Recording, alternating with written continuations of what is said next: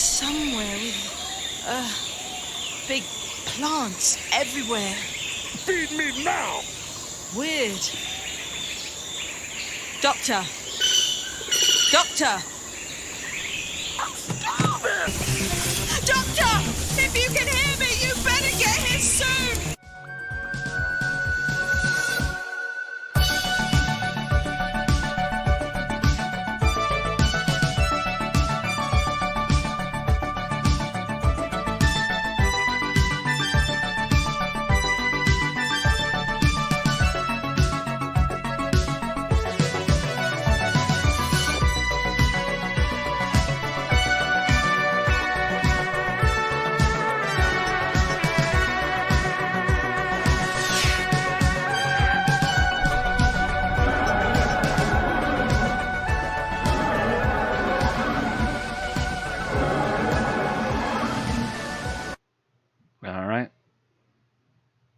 Welcome, robot drones, alien politicians, and the Battle of Waterloo, to episode 436 of an Unearthly podcast, streaming live on the 18th of January, 2022, and featuring Big Finish, the Ninth Doctor Adventures, Ravagers, Cataclysm.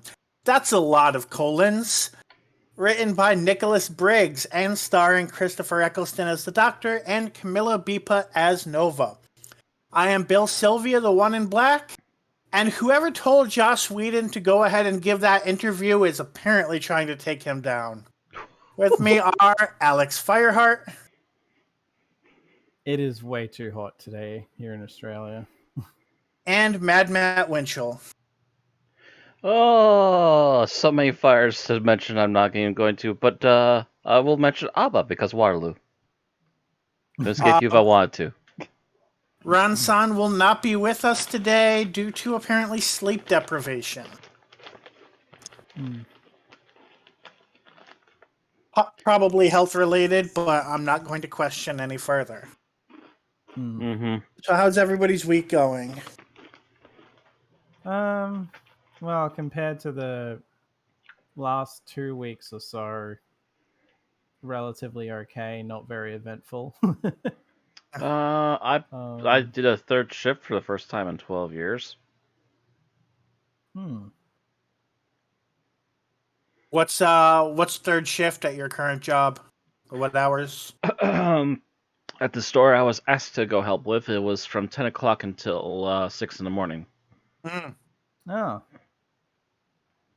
There have been jobs where I offered to do that shift, but they never had that shift available. That's actually what I've usually led with too, is trying to apply for that particular shift. Lo and behold, I ended up getting there because apparently the flu was going around in their building and a couple people got it and they were down a third shifter. Yeah, I'm pretty sure the only place that ever would have offered that that's been hiring where I've lived would have been McDonald's or Mobile.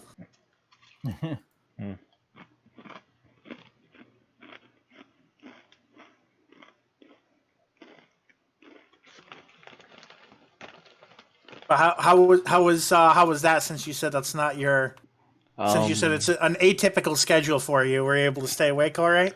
I was able to stay awake all right. Around 4:30, I felt like really off, and I wasn't sure what was wrong, but it's just like I suddenly felt like kind of squeamish and stuff. I'm like, what the hell's going on? I really don't feel good. Downed an entire mug of tea, of brisk iced tea, and went, yes, talk to me, coffee, and made like 6 pots in like 5 minutes. Feel that.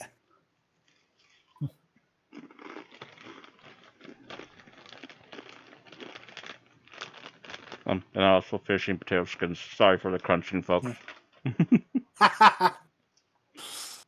Oh, that reminds me, I did get a caffeine withdrawal headache the other day. I guess I've been drinking a little too much coffee because only about 20, like, normally if I get a caffeine withdrawal headache, it's been at least 36 hours, maybe 48 or more hours since my last cup of coffee. This was one, I had a cup of coffee on, like, it was a 3-day weekend, so I think I had a cup of coffee at, like, Saturday at 5 or 6 p.m., and then I didn't have another cup of coffee until like 5 p.m. Sunday, and I had a caffeine withdrawal headache for an hour or two when I was like, okay, I'm pretty sure I need to make a cup of coffee. A pot of coffee. I'm pretty sure that's what it is, and that's what it was. Actually, I had the exact same thing. So I had almost the exact same thing Sunday night. All of a sudden, I'm just sitting there getting ready for work. I'm like, why am I just like achy and painful and everything? It's like, then I think for a moment, I'm like, I didn't have a drink with lunch today. Go downstairs, pop open a can like about an hour before we're going off to work, down it really quick, and by the time I got to work, I'm feeling a lot better. You know, that's what happens on a weekend when I'm making a lot of research progress, because when that happens, I sit at my computer, make coffee, and lose track of time completely, and just sometimes go through two pots of coffee in a day. So yeah, I can't remember what I was doing. I don't make a full pot of coffee. I make like it's like the max cup of coffee is 12 cups, so-called. It's not actually cups. And I usually make 8 at a time since I live alone. But they're also stronger. I don't remember what I was up to Sunday morning. I just remember I was up to something, and that's why I was kind of busy and just quickly downed a sandwich.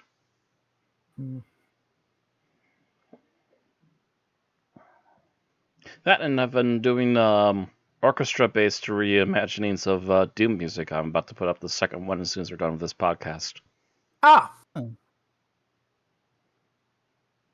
I put up the first one and actually got double digits on my YouTube, which is rare. Nice. And my other place for posting it, oh yeah, 58 views. Speaking of YouTube, I made what should be the last 2 playlists on our YouTube channel, which were River Song and Sarah Jane. I'm pretty sure I'm done with regular maintenance. Obviously, we'll still be uploading every week, and I still need to do things for that, but I'm done going back through old stuff unless we get enough Centaurans or enough Zygons to make a new playlist. Oh, wow. Holy cow. Yeah, I got 20 views in the last week for that video.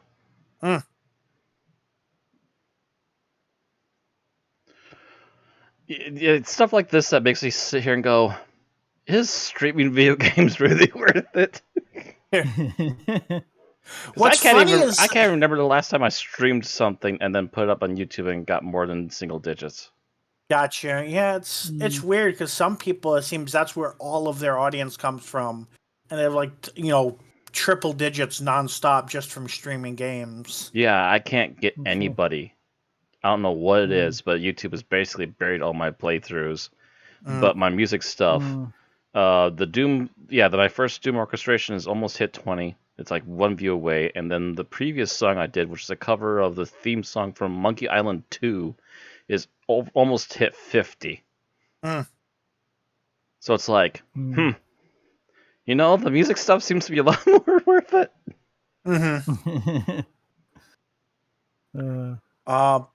So I guess this is the part where I would normally be looking at Randy, but he's not here. So on tonight's show, we've got some birthdays, more than I expected, actually. We've got a little bit of classic episode news, a big Finish release, some geek talk, and then, of course, we have our summary, our episode review, and we will once again not be rating. So to start with the birthdays, Gemma Redgrave, who played Kate Stewart from 2014 to 2021, and hopefully beyond. 2014 does not sound right, actually, because wasn't she in Day of the Doctor? So I think I got that wrong, or at least I think I followed the wrong cue. I think she actually started in like 2012. I can't remember off the top of my head. It's been a while since we watched her introduction. Yeah, she first appeared in The Power of Three, which was 2012, right? Yeah, that's what it was. The site we get the birthdays from, for whatever reason, the first one it mentioned was Dark Water, Death in Heaven, which is 2014. So she turned 57 on the 14th. Was she in Power 3? Yep, Yeah, that was her. Yeah, her introduction, and yeah. it's just don't that's a very recall hearing that. forgettable episode. Okay. Yeah, I was gonna say it's the one good thing about that episode. Is that it introduced her. The other birthday on the 14th was, hopefully I'm pronouncing this correctly, Ajoa Ando. She played Francine Jones, Martha's mother, in 2007 and 2008, as well as other roles in Big Finish. And she turned 59. On the 15th, we had David Warwick, who didn't play any big roles, but he's part of the classic and modern Who Club, so I felt compelled to include him. He played he's still in a double hat shot with Doctor Who, so Yep. double He hat played trick. Kemis in The Pirate Planet in 1978, and the police commissioner in Army of Ghosts Doomsday in 2006, and turned 74 on the 15th. Another birthday on the 15th was Richard Franklin, who played Mike Yates from 1971 to 1974 and reprised the role for The Five Doctors in 1983, and he turned 86. On the 17th, we had the birthday of Malcolm Clark, who composed incidental music in, I believe, 7 serials from 1982 to 1986. He would have been 79, but he died at the age of 60 in 2003. And our final birthday on today, at least today as far as US time goes, not as far as the UK is concerned, Christopher Bidmead, who was a script editor and writer from 1980 to 1982, turned 81. So happy birthday, Gemma, Ajoa, David, Richard, Malcolm, and Christopher. Alrighty. Continuing on with the news, although some sites are reporting this as a rumor due to lack of having a confirmed source, according to the Mirror and several sources citing one another in a big circle, BBC America will no longer be co-funding animated reconstructions of lost Doctor Who episodes. BBC is searching for new funding to continue the project, but if the source is correct, barring a new funding source, The Abominable Snowman, which comes out later this year, would be the final animated reconstruction. I gotta wonder why they suddenly decided to pull that funding. I also wonder why BBC America was the only one funding it. Yeah, like, wouldn't BBC Worldwide be funding that? You would almost think. And yeah, that is. I mean, BBC America is part of BBC Worldwide, right? BBC America is literally just so. the channel.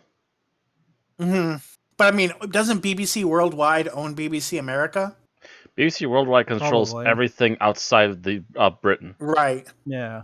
Like where all of the stuff goes outside Britain. So Worldwide could probably very easily fund it. Yeah. So You would what I'm think so. guessing that probably means is that merchandise sales were not going toward this, but literally like the money from like people paying Comcast or Spectrum or Charter to have BBC America on their TVs was going technically toward paying funding this, this. yes. So it was And I'm basically the guessing- funding that went to BBC America that went into funding these. So BBC America might just have revenue down, especially if ratings of Possibly. Doctor Who are down. Yeah, that was kind of my thought too. Is that I bet you there might not be a whole lot going on for TV wise in BBC America to begin with, and then if Doctor Who in particular is going down in ratings, then that might mean they had to tighten their belt and they can't really afford it at the moment.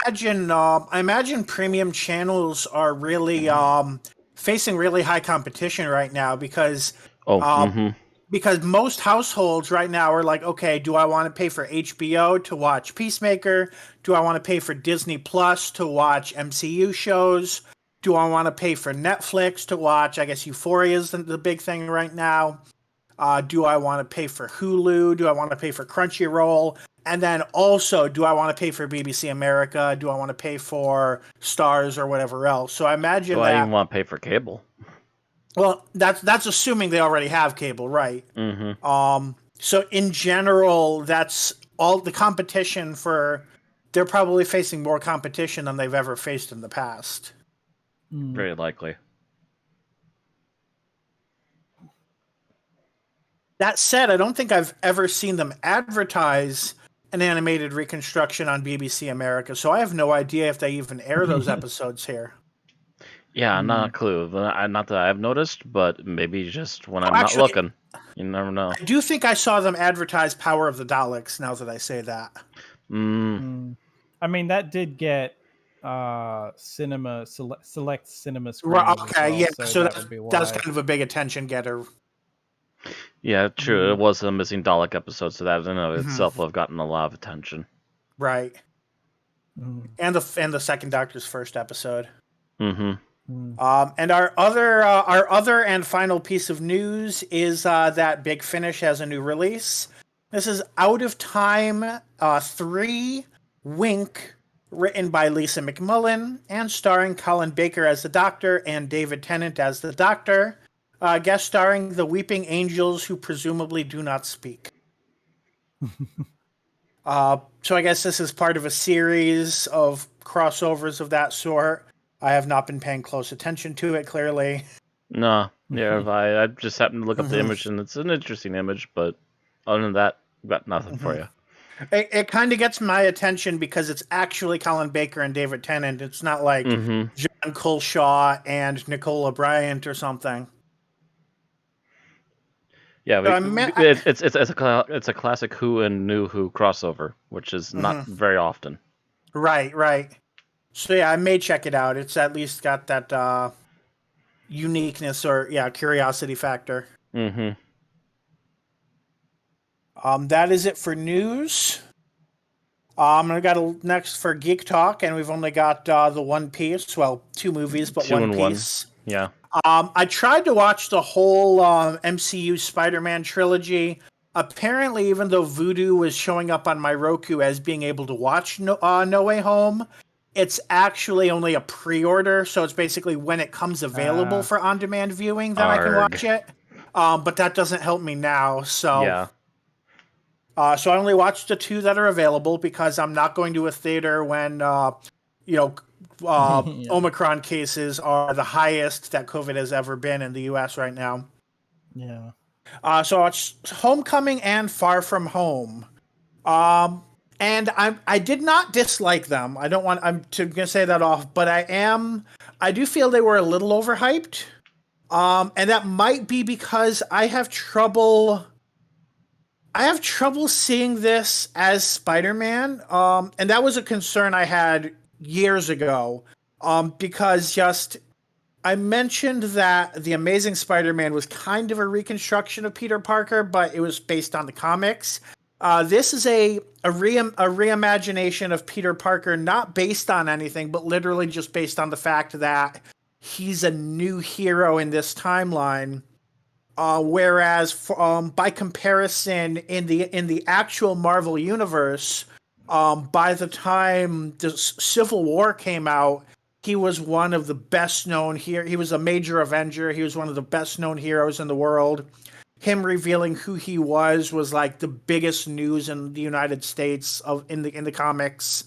And obviously Civil War was his first appearance in the MCU. So I was always skeptical of anything they do other than just kind of hurrying through his story. So because of that, I don't think I click with this version of Peter as much as a lot of people do. That said, it's not because of the acting. The actors all did a great job. The storylines are good for what they are. Even though there's a lot of tech involved that was never involved in Spider-Man before, he still has to, he still has a lot of human problems. I was talking to Alex off stream the other day, and I mentioned that even though I don't like the web shooters being Stark Tech and whatever, there's the climax of Far From Home requires him to master one of his other powers that has nothing to do with Tony Stark, and it's also an epic action scene. So I liked that part. That's actually why I kind of like some of the action stuff towards the end of Homecoming, just because he's actually proving himself without the Tony suit. Right.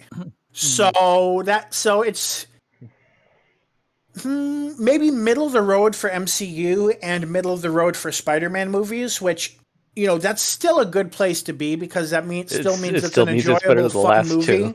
movie. But it means it's not like top tier. Oh my god, favorite MCU movie, and that means it doesn't beat out the Raimi movies. Yeah, I'm sorry. Raimi's Spider-Man 2 is still the best Spider-Man Mhm. movie so far, as I've seen. So I don't know where a middle of the road Spider-Man movie goes. Maybe somewhere around between 7 out of 10 and 8 out of 10. Probably closer to the 8. Um, hmm the same feeling about the love interest in at least Far From Home as I did in Amazing Spider-Man, which is that something just feels artificial about it, and maybe it's because things go too easily on the the love interest side, the getting the girl's attention or whatever, and it just feels artificial. But the characters are still fun, they're enjoyable to watch, and you want to see them succeed. So Also, that's at another least a positive. well, also one rumor I've been hearing about too is that the love interest he's had in these first two movies, the girl, well, by the second movie, she's his love interest. I've been hearing lots of rumors that she might be replaced with another MJ eventually, anyways, because of the whole multiverse stuff coming up. I imagine her being replaced by another MJ is probably more fan theory with fans that wanted her to be more like Mary Jane. But I know It's possible, but again, right. it's been a theory that's been on and off again. So it's like Mhm. I don't know what they even throw into that. Yeah. I So mean, I'm pretty sure. I feel like it'd be more likely that they'd go backwards and have Gwen Stacy show up or something. Yeah, That's a possibility fair. too. Like they did with Raimi having Gwen come later. Yeah. Hmm. So I'm pretty sure it's been close to 5 minutes. So I guess we move on to our episode, and our summary this week is Alex. And I completely forgot, so this is gonna But be I know you interesting. listened to it at least twice. So Yeah. Um. that said, I think this one might be a little hard to summarize. And it's funny because normally I go out of my way to check, and I think I even last week noticed yes, I have to do the summary next week, and then just completely forgot. And this So mind it's like, lapsed. oh, whoops. Well, stopwatch is ready when you are. Yeah, I might as well just go for it. All right, starting in 3, 2, 1, go. Okay, we open with Nova having stepped through, having been sucked through a time eddy and ending up somewhere. She almost gets basically a lobotomy from this random drone or something. Except later on, because honestly, I'm going to have to skip around because this is all over the place. Oh god, yeah, what is it? Fuck me. Because god damn it, we skip around so much that I forget where it actually goes from there. God damn. Well, it goes immediately to the doctor after she runs away. Right, yeah, that's it. Yeah, the doctor gets it back in the. Oh no, but he ends up. The doctor is surfaced in the Battle of Waterloo, and then some Russian shit happens, and then he manages to get out and manages to save Nova before she gets the lobotomy, and then they go to that Audrey lady, and they manage to get back there through a time eddy, and that basically fucks everything up because he's crossed over into his own timeline, and because of that, has fucked everything up, and now the universe is going to end. So they have to fuck off back in the TARDIS and try to sort things out.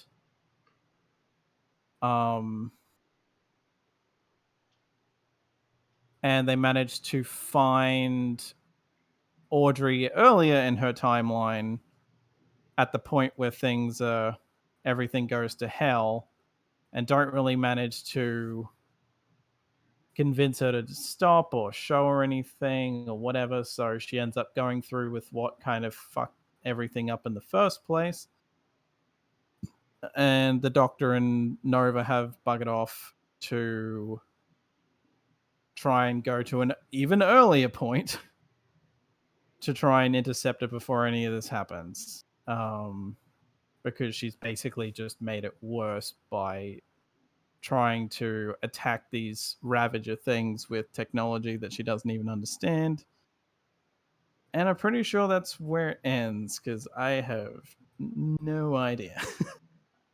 Well, the last little tidbit was that they had just figured out that maybe the robots that attacked Nova might be the answer to collect the particles, because they apparently can detect those particles. Hmm.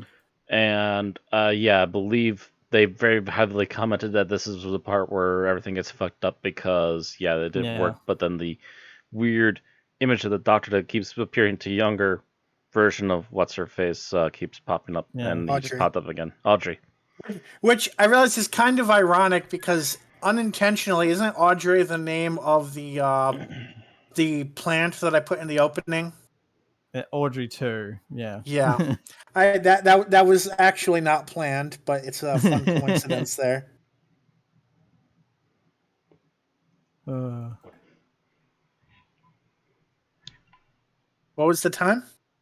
Oh, the time was around 3 minutes is where I stopped it. Like, I know it wasn't 5 minutes, but... Yeah. It's one of those things where it's like, oh, right, this isn't a linear story, so it's going to be a bit... See, I can follow these just fine, but I know for a fact that you guys tend to have an issue with that. I'm like, And some of it you don't understand how nonlinear it is. At least I didn't quite get the order of events until at part 3. So summarizing it during part 2 is challenging. So that said, Alex, what did you like about this episode? I like that. Oh, let's see.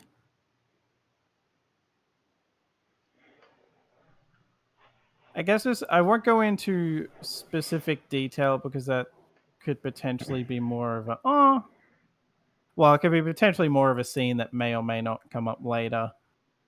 But I like that this shows that the Doctor is fallible, because there's the whole thing of him being like, oh yes, I'm going to solve this, and then ends up making everything worse. Well, that's what one of the scenes in the middle of this seems to include deduce. Is that he did the thing to get rid of the thing, but then it's led to even further fuck up. Right. Yeah. Okay. Is that all for that comment? Yeah. Okay. Next is Matt. General thing I liked. Throwback reference to the Doctor knowing way too much about the French.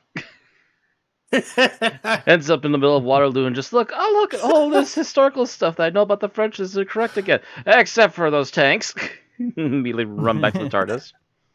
That's right. Yeah, this is only a few years after Reign of Terror, aka as Susan said, the Doctor's favorite period of history for some reason. It's an interesting case of social study, if nothing else. Right. Cut off all their heads, says Robespierre before someone gets pissed off at Robespierre and cuts off his head. Whoops. Yeah, I've learned a little bit about that era recently, just because I've been watching a reaction channel that's been that's a history grad student that's been watching a lot of history videos, and a few of them were on the Napoleonic Wars and things like that. Gotcha. Okay. So I guess that's to me, and I guess the best thing I could say is, I know I said the same thing last week, but I like Nova. She's just a dynamic character. She's interesting to follow around for the story.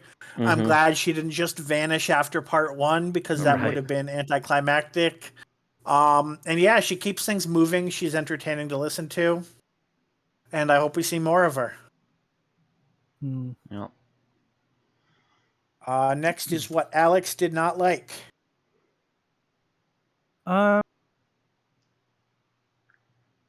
guess, and like it's one of those things where it's just going with what we've got now, because I've gone out of my way to not listen to the entire thing. Like I re-listened to the first part when I listened to this yesterday, but didn't listen any further.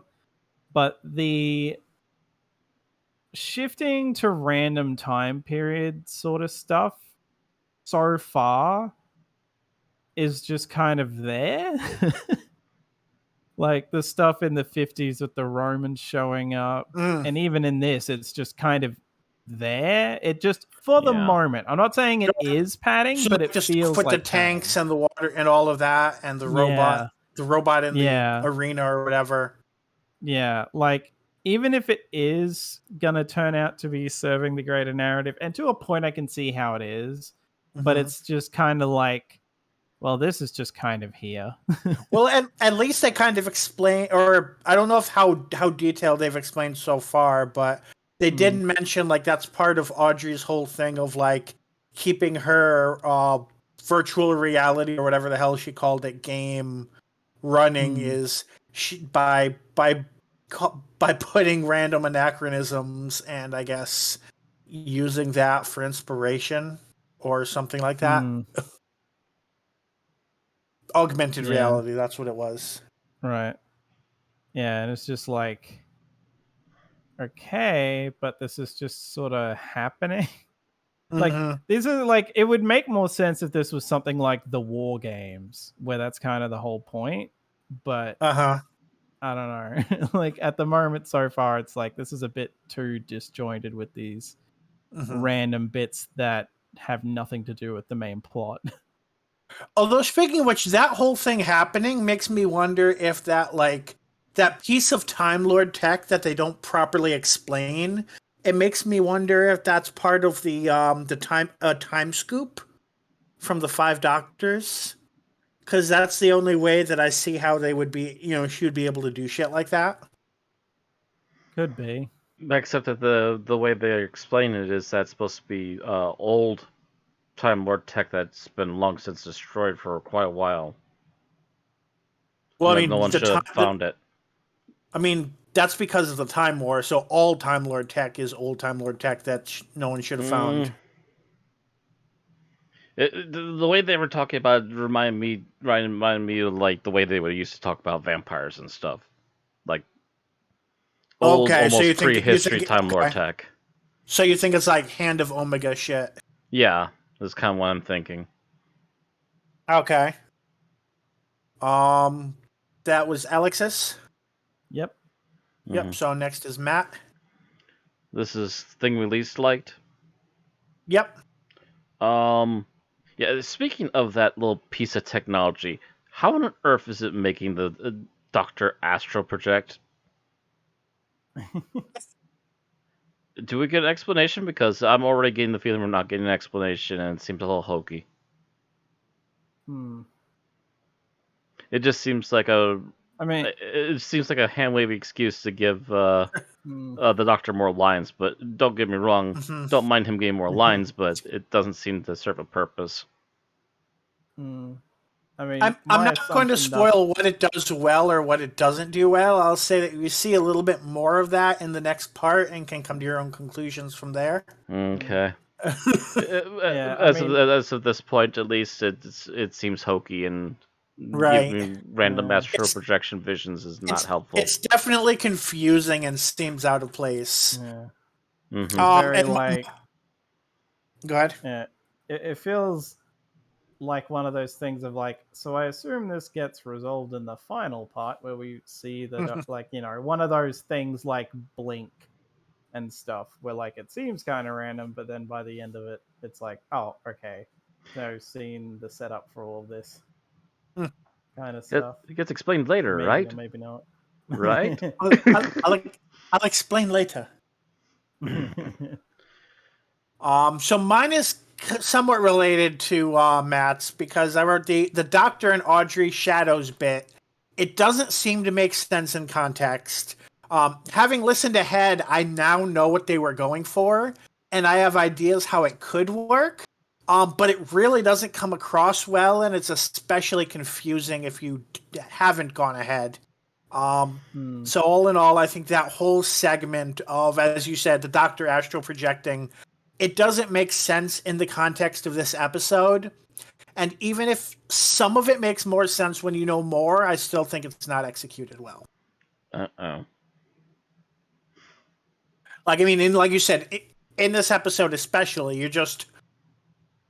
Why does the Doctor have new ability? Why is this just device popping doing in this? and out of time, and Mhm. only one person can see him, and we don't really know what's going on.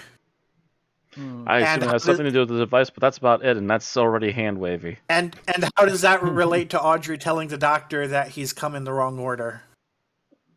Well, that was older Audrey back in the future, but anyways.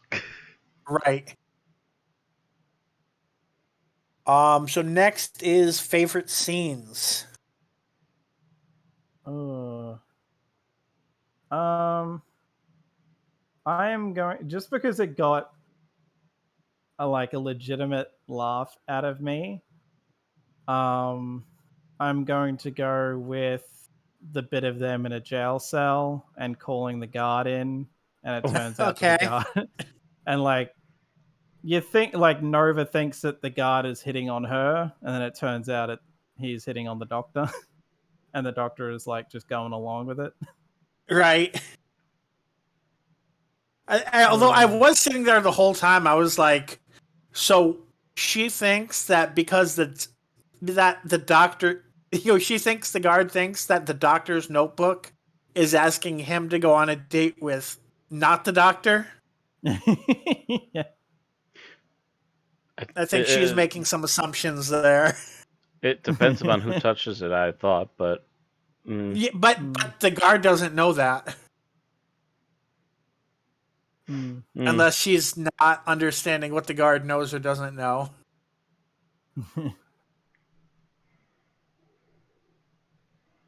Okay, Matt's next. Related to that scene, the later scene where they're outside, I forget what it was called. The guy asked the Doctor out on a whatever it's called, and as they're heading back towards the TARDIS, what? Charganzi. Charganzi. He asked him out on Charganzi and whatever that is, and as they're heading back to TARDIS, very calmly, very quietly, all of a sudden the guard comes back outside. Hey, you wait! Immediately they start running. Well, she's like, is this going to happen all the time? No, not all the time, but I don't want the universe to end in the middle of Charganzi. Ooh, kinky.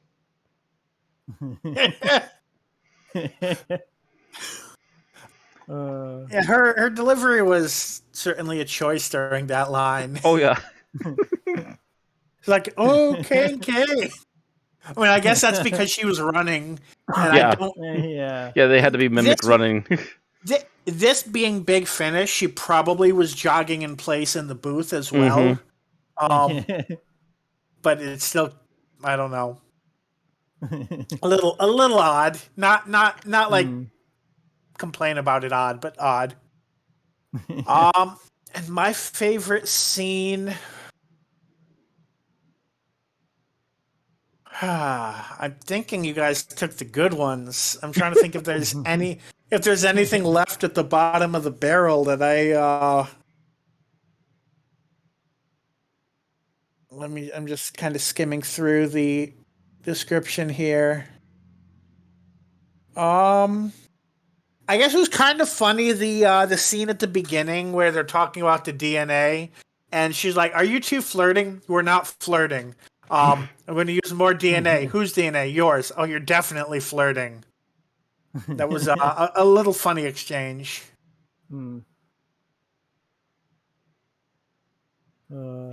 does almost seem like Nova's trying to set the Doctor up on a date or something. I don't know. I think she was more disgusted than anything. Initially, yes. It's more like seeing like your mom and your dad flirting. Basically. All right, least favorite scenes. I'm gonna go with the cliffhanger of part 1, because they're like, oh no, we've got 5 seconds left. I'm going to spend another 5 seconds telling you to get into the TARDIS. Maybe you should have just grabbed her and ran. I mean, I get it's like it's audio, so they kind of have to, make it clear. But it's still Right. kind of funny that it's like 5 seconds, and I'm just in my head, I'm counting how long it is taking him to say this, and I'm like, It's that's it's pretty in much Dragon all Ball on Z most. time. Yeah. Especially because she had Audrey has enough time to respond, even after they get away in the TARDIS. It's like that's way more than 5 seconds. Come on, you could have just said like 20 seconds or something. Well, you do realize, of course, that the TARDIS going off to run away and stop the countdown is actually what causes the countdown to go past its time and why they're not dead immediately. Because obviously they do something to succeed and turn this back around. Mm. Or do they? Dun dun dun.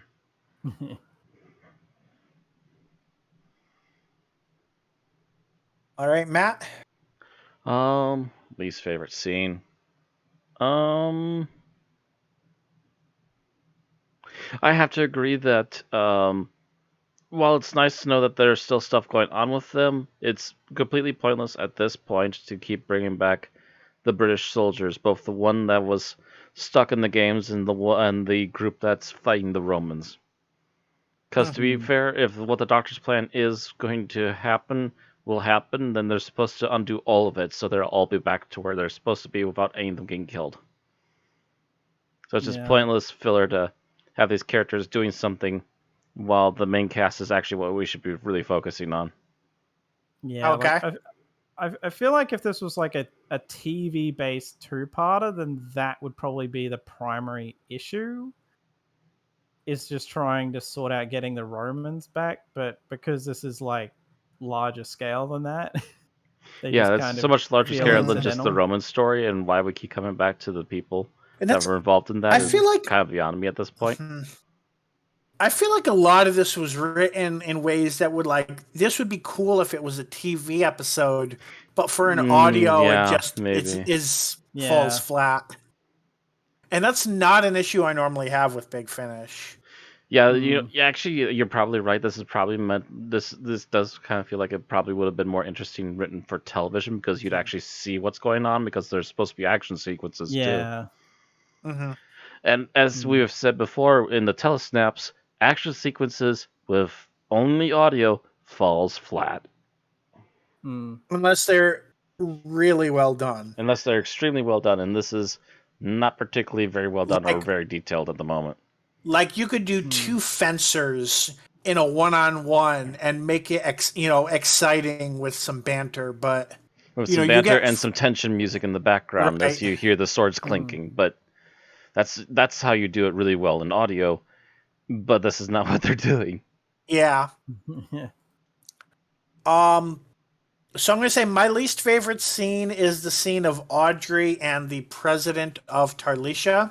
Part of it is because it's in the middle of that whole thing that we were complaining about earlier of the the whatever astral projecting or whatever it is, and only Audrey could see him and all of that. And partially just because it's, I don't know, it just reinforces Audrey as a petty bitch that we shouldn't be giving any mind to, even though they're trying it seems like at the time they're trying to be like, oh look, she's trying to save the universe. She's like her world's best hope or whatever. But in the meantime, she's all like, oh, she can't resist from taking punches at the president for she spends belittling her as they did. more time. Yeah, she spends more time being like, oh, see how those idiots that didn't believe me now doesn't that mean I'm right? And she's like, just because they're wrong doesn't mean you're right. We're gonna find that out. Oh, you still can't accept me as right? And it's like, okay, Are we sure the president's not her mother? This is a mother-daughter issue, isn't it? Yeah, I can see that. On a related note, did anyone understand what was up with that thing, or I don't know, there wasn't much to it, so it's probably not like there's more to understand. But Audrey changes her name in between meetings with the doctor, and that does not make any sense to me. I think it's between her whatever past self being at this place where she just got the artifact, and between her becoming Audrey, the runner of the games. I think is why But no, where she 'cause it's changes her name, but I'm not sure why. because it's when she first meets, like, young Audrey first meets the Doctor, she has a different name. But Mm-hmm. then by the time she's meeting with the president, doesn't the president call her Audrey? I don't Hmm. recall. Well, I think it's that she's Eh, only being referred to as the high tech or whatever the hell, which is like a position. Yeah, she right. the most And mostly then referred to her as high tech. yeah, and it's Okay, like so maybe that only was in me inferring something that didn't actually happen then. yeah. I Yeah, mean, you it might might be also misremembering something yeah. because I'm Mhm. pretty sure they never called her Audrey. It might have been the Doctor was calling her Audrey and she stopped questioning it. Mm-hmm. Yeah, it's more that Quite she's like possible. more like, why would this person I've never met know my name, sort of a thing? Because the only person that calls her Well, that he doesn't know her name. in that, Yeah, I guess he yeah, gave her that name, apparently. because Maybe. it's like, because I think like even her sister, who's apparently the president or whatever, is like referring to her as the high Oh, is tech, the president her sister? and then I just Wait, thought it is yeah, she was her like a. sister? that's what I remember it coming up. That it seems that they're related in some way, anyway. It really did feel like a mother's daughter argument, so I'm Uh, not sure. Yeah. Neither the word sister nor mother appears in the TARDIS summary of the episode, at least.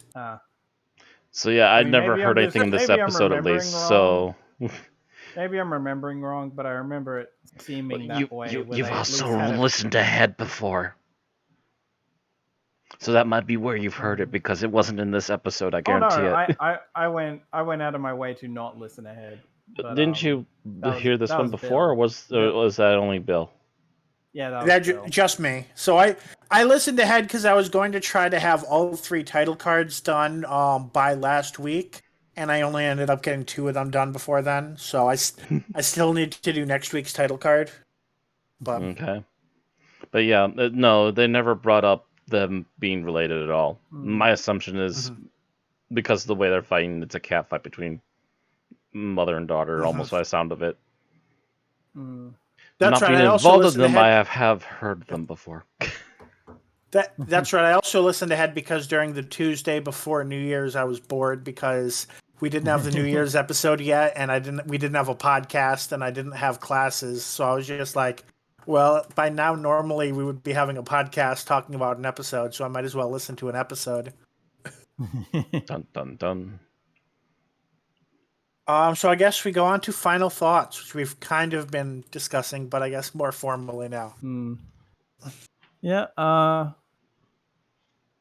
This it's kind of funny because as quickly as the first part of this Fear of Freedom went by, this definitely felt like it had a lot more bulk to it. At least I kind of felt the length in this one, not even necessarily in a bad way, but it just felt like there was more actually going on as far as the main plot, which I guess makes a bit more sense. But yeah, it'll be interesting to see where this goes, but I feel like I'm not entirely a fan of how like scatterbrain is so far. Like some of like some of it works fine, but other bits, like again continuing to show the Romans and all that stuff in the Waterloo bit, is just kind of like, okay, you could probably cut this out. And I guarantee you, if this was adapted to television somehow, They would have cut it it would, into a two-parter. yeah, it'd be a two-parter, and there'd be like a lot cut out. Or if it was a three-parter, instead of like Fear of Freedom adaptation being like pretty much entirely flashback, it would just be showing everything in linear order. Mm-hmm. Mm-hmm. But yeah, like it'll be interesting to see where this ends, but yeah, I'm a bit more sold on it with this part than I was with the first part, but we'll see. All right, Matt. For the most part, I'm still definitely enjoying this a little bit more than last time. This time, we're at least time-wise in order of what the things should be perceived by the Doctor, instead of flashbacks and then mixing everything together. That being said, I can understand some people, for a reason or another, will get a little scatterbrained trying to follow the fact that he kind of crossed back on his timeline a few times here. And while I don't mind the Waterloo bit because it's him double checking a theory that he had and proving that okay, this is right. The unnecessary bringing back of British soldiers and the Romans fighting and the one British soldier fighting in the dome is kind of unnecessary until they're important in the plot again. Otherwise, it's just the guy fighting in the games and surviving, and it's the other two armies just basically massacring each other, which is not needed in an audio adventure when it's literally just a couple minutes of filler. When that could have been spent further developing what they need to do in the show and clarifying a few things, like that Druid device and why the Doctor is suddenly astral projecting. But instead of that, we got a little bit of filler. We'll see what the explanation is next episode. But otherwise, for the most part, I'm definitely enjoying this. It's a little more clear, at least for me, what's going on at the moment. But we'll see how this goes. That's it? That's it. Enough to you. Okay. So on the one hand, I don't mind the various like incursions with Waterloo and the Romans and whatever.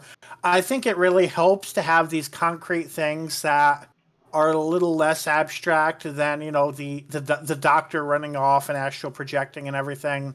Like those things that do help to ground the episode and show like, you know, some of the things going on.